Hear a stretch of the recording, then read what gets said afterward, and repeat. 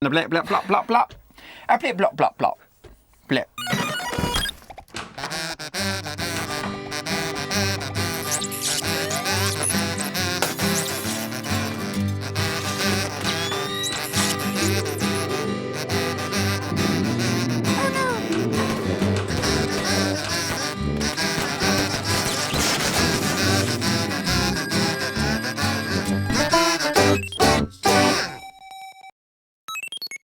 Hello, welcome to Game On, the show that doesn't need 3 E's to have a good time. In fact, we're totally anti-drugs. Plus, everyone knows our favourite letter of the alphabet at Game On is G. In future, we'll be holding our own expo called G3. Yeah, it's basically a 4-day conference celebrating a trio of gangster rappers, or Gs. But until then, coming up this week. We sit back and ponder what we've seen at E3. And we finally hail to the king. Baby. Baby.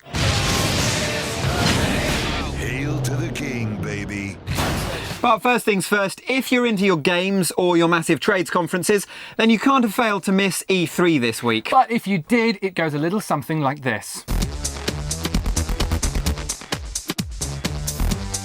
Yep, gamers, developers, publishers, journalists. In fact, seemingly everyone and his dog descended on LA this week to witness the big reveals, the teaser trailers, and the conferences full of video game hyperbole. With jaw-dropping graphics.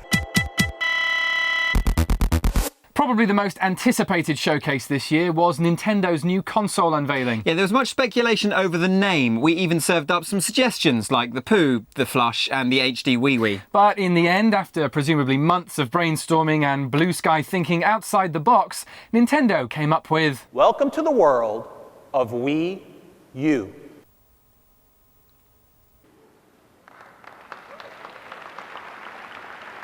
Oof. With a bit of half-hearted applause. Yeah, you really have to feel for the guy up on stage. Yeah, I think there was one whoop as well. That's even worse than no whoops.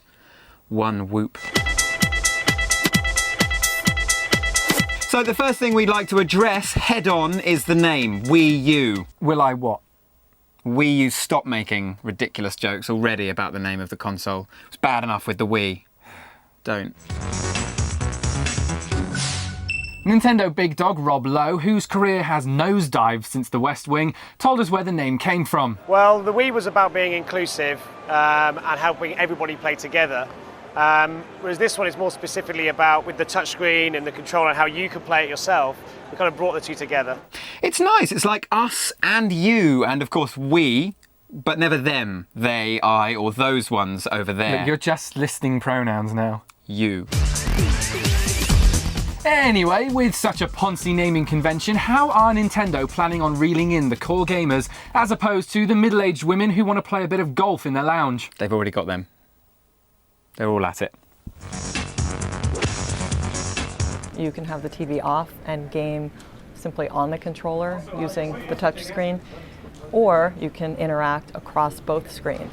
And that provides, that's really where the magic happens. Thank you so much, Cindy Gordon, Vice President of Nintendo America. Clearly she's putting your stereotype of a middle-aged woman in her lounge to rest. Yeah, but she did also say where the magic happens, which kind of makes the Wii sound a bit like a rock star's bedroom in MTV Cribs. Or Disneyland Paris.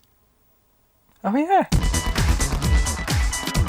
Other than the name, though, what do we actually know about the Wii U? Well, the short answer is not a hell of a lot. No. Nintendo conveniently skipped a few of the tech specs when they were showing off their new toy. Notably, we're not sure what kind of graphics chip the console will use, and there was no info on the resolution of the 6.2-inch touchscreen that sits in the middle of the new controller. We do know that it'll be high definition. So high definition resolution. We waited until there was a huge penetration of HD TVs, and then we created an HD console.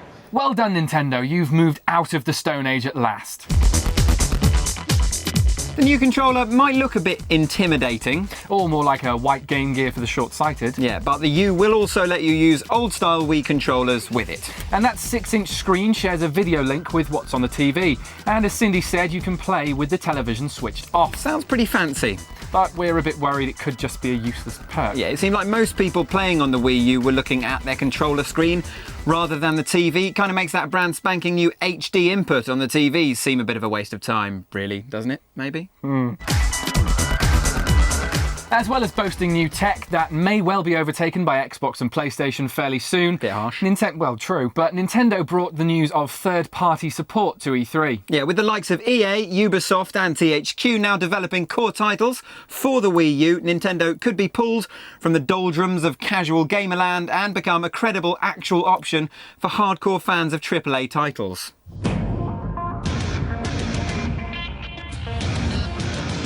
But hold on a non-visually representative minute. Holding on a non-visually representative minute. Yeah, Exactly. let you get your next line out. Apparently, the game footage used when Nintendo was showing off the HDness of their Wii was actually taken from trailers for PS3 and 360 games. Wow, that's low. Those treacherous Nintendo nerds. Good insult. Yeah, thanks. Despite all of their reported lies, the likes of Ghost Recon, Arkham City and Battlefield 3 are still big draws for the Wii U, and the collaboration with other developers can only improve the online experience for Wii gamers. Well, if there are any by the time the console actually comes out. Okay, fair point. The world seems to be falling out of love with Nintendo. Like that Air Supply song, I'm all out of love, I don't like Nintendo. Is that what they sang? That's what they sang. It was amazingly prescient for a song written in like 1980. Yeah, I don't think they were quite the lyrics that they wrote, but you sure? Just never mind. I'm all out of love. I'm so lost without you. As well as this, if you'll let us get a bit business heavy for a second, stop singing. Share prices in Nintendo have fallen by over 5% 2 days in a row since the announcement of the Wii U. Boring, but ultimately that is a bit harsh. At least wait until the thing is out in the shops before flushing it down the U-bend. The U-bend. Wii U. Again, Wii U. All the toilet references are there. Yeah, I think everyone got it. They just chose not to laugh.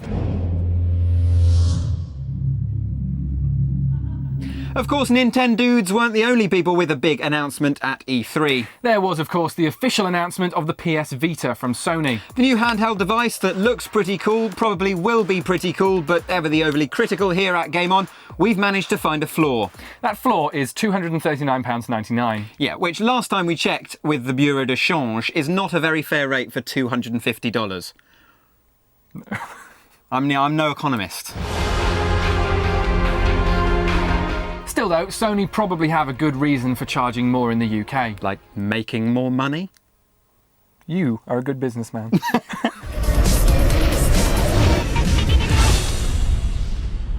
And so we come to Microsoft. Yeah. Without a new console to reveal, they just decided to shoehorn Kinect compatibility into most of their upcoming games. You could even say that they're actually pushing Kinect onto us. Pushing. We really look at Kinect as a fundamental part of the Xbox platform that is going to evolve over time, and we're constantly looking to add new innovation and new features to Kinect. Kudo Tsunoda there, Microsoft's Vice President of Sunglasses and the Unkempt Look. Yeah, but he also happens to be the creative director of the entirety of Kinect. Yeah, but that's not his official title. The official title is the sunglasses thing.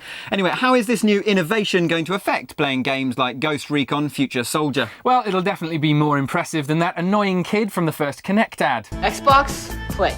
Ghost Recon will have some truly intricate features that are enhanced by Kinect. The gunsmith feature allows players to customise weapons with their hands and voice. Ubisoft say this will allow up to 20 million unique combinations, as well as look like something out of Minority Report. You're just waving at someone. So you're going to see before the end of this year, the number of Kinect titles triple. But Kudo must remember it's quality, not quantity, that counts. He must. Kinect will still see a steady influx, of course, of those family-oriented games. And some that just look a bit misguided, like Kinect Star Wars. Kinect Star Wars I'm kind of looking forward to. Yeah, well, you and not many others. Let's face it, Yoda never had to say lightsaber on to get the thing working, did he? Xbox pause. He'd actually say Xbox play. on lightsaber. He would. Yeah. Lightsaber on, you shall be. So, with Kinect, it seems maybe you can teach an old dog new tricks, and there's still life left in Xbox. There's a lot of cliches in that. I know. But there are plenty of games coming out on 360 that suggest no one really cares that the old thing has been around since 2005. Like that pet dog that you love dearly until someone promises you an exciting new puppy in a year's time. As for some of the other exciting titles to be announced and unveiled in LA, our reporter on the ground, Dom Check Out My Lanyards Reynolds, noticed a tendency towards the number 3 at the Electronic Entertainment Expo. Already. 3. 2011 will go down as the year that E3 turned it up to 11. The lights were brighter, the shows were bigger, and the games were louder than ever before. And if there's one thing we've learnt from this year, it's that all our favourite things come in threes. The gaming world may well have succeeded where the creators of the Godfather films failed and ensured that Part 3s are really worth getting excited about. We learnt that Joseph Capelli and the Resistance series will be returning in September with its own PS3 peripheral too. We learnt more about Nathan Drake's tricky situation in the desert in Uncharted 3 Drake's Deception, and we learnt that Battlefield 3 will have an open beta beginning in September, which may or may not do much to down the enemy superpower that is Modern Warfare 3. And the scenes we saw of this at Microsoft's show made a Michael Bay movie look like a particularly rushed episode of Home and Away. That's the sort of threesome that only happens at E3. Now, it's only been a 14-year-long wait, but much like with a pint of Guinness, good things come to those who... I'm waiting. Exactly. I'm back, baby. Duke Nukem Forever is finally with us, and we've spent some time with the man himself and with the game to give you our verdict on the most cocked, locked and potentially politically incorrect piece of media since Jim Davidson's last DVD. Some hilarious people dubbed it Duke Nukem taking forever, whenever, never or if ever. But if any of those critics are still with us, look who's laughing now. Kick ass. Much like us, DNF gets the obvious jokes out of the way pretty early on and delivers the predictable self-critique in the first 5 minutes. As well as this, the very first thing you do in the game, of course, is urinate. Just to let you know you're rolling with the king. Baby. Baby. Will you stop calling me that? And it's this kind of humour that makes the game quite enjoyable. Not just poking fun at itself, the attention to detail means there's always something to give you a good laugh, be it the portraits on the wall or the ability to draw whatever you want on a whiteboard. What did you draw? What do you think I drew? You want to touch it, don't you? As well as being an enjoyable rampage of a game, the little extras like interactions with objects that increase your ego are nice touches. Yeah, lifting a weight to get an ego boost, then throwing it at an alien scumbag's head does give you a nice sense of achievement. It does, and enough thought and development has gone into the game to make it quite challenging at times. Yeah, on the surface, it does look like a daft shooter, but there is some skill required.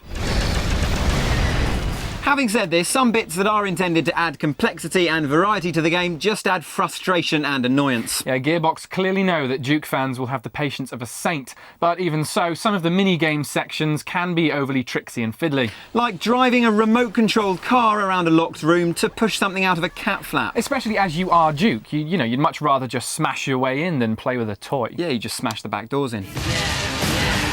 Similarly, if you find yourself repeatedly messing up and dying, you'll soon notice that the load time is questionably long. Although as time is relative, sitting for 20 seconds to play more Duke is nothing compared to 14 years. Thank you, Einstein. I'm from Las Vegas, and I say kill 'em all. It's also not as long as Duke had to wait to make a cup of tea when he came to visit us.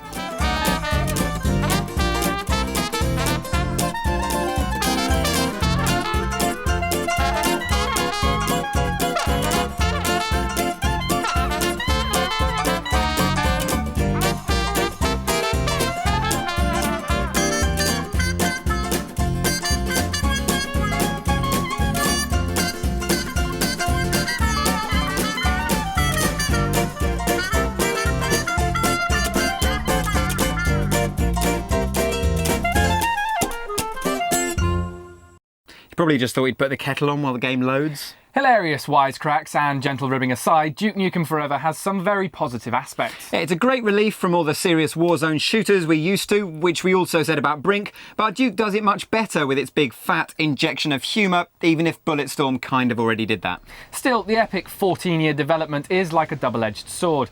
On the one hand, it means some people will be expecting a perfect game that's as flawless as Duke himself. On the other, it's a defence for not being flawless after the task of finishing the game was thrown from 3D Realms realms to Gearbox, and changes had to be continually made to keep the game fresh and relevant. In the long run, Gearbox have a win-win situation on their hands. They got hold of the rights to a franchise with a pretty hefty fan base on the cheap, and they have an answer for anyone who doesn't like the game. While at the same time, their name is on an exciting, highly anticipated title. Ultimately, the game is maybe not as perfect as you'd hope a 14-year wait would make it, but it's worth getting for the jokes alone.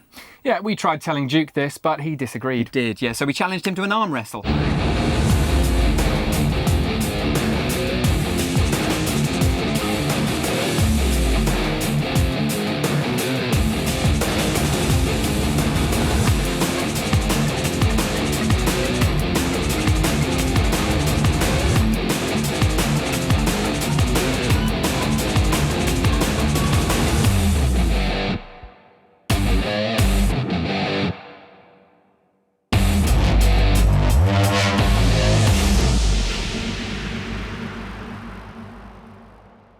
Pretty angry reaction from old Duke there. Yeah, but not to worry, he's still an avid fan of Game On, He is, and yeah. for the rest of the day, we couldn't even tear him away from watching Nathaniel. Yeah, I think I made a special friend there. I think it's called Special Friend. Very special. Anyway, that's all from Game On for this week. We're off to try and wrestle Nat's computer back from a man whose arms are about as wide as both of us combined. For more Game Honory though, and a chance to let us know what you want to see on the show and ask your very own questions to interviewees, like us at facebook.com/GameOnTV. More gaming grappling next week. Hey, welcome to Game On. No message gonna pin any clearer. Blip plus everyone, blip blip blop blop blop. Blip blop blop blop. Blip. It's our favourite letter of the world. Should we use the first one? Hail to the king, baby. Baby. Baby. I'm not calling you baby. Truly most immersive gaming experience, or whatever, Yeah, whatever exactly. they say. So yeah, there was It's a rouse noise. Sorry. Ooh. What? You look like you're dying of something bad. I'm dying of Wii. Nintendo Big Dog Big Dog Roglub. That was a long sentence. Well done. I like the word nerds. I'm all out of love. I don't like Nintendo. Yes. If you let us get all business. I'm all out of love. Out of love with Nintendo. Don't like Nintendo. How did it go? Just the word change. Do you say Bureau de Change? No, not at all. I look like I'm trying to grope an invisible... Oh, kudos, snooded. And I can't just have a conversation with myself, can I? Xbox pause. Xbox play. Kudos. Kinect will still... Let's actually just read it. Yeah. Play with Kinect, I will. That was a very lackluster Yoda impression. I can't do a Yoda. Can you do a Yoda impression? Play with Kinect, I will. When 900 years old you reach, look as good you and that. No, we can't. And unfortunately, Battlefront sounds rude. Unveiled in LA. What did I say? LA? Unveiled in LA. Oh my goodness. Just do that. LA. Duke Nukem Forever, throwing it at an alien. Throwing it at an alien's. Then throwing it at an alien. Oh, God. We're off to try and wrestle Nat's computer. Baby. I'm not calling you baby.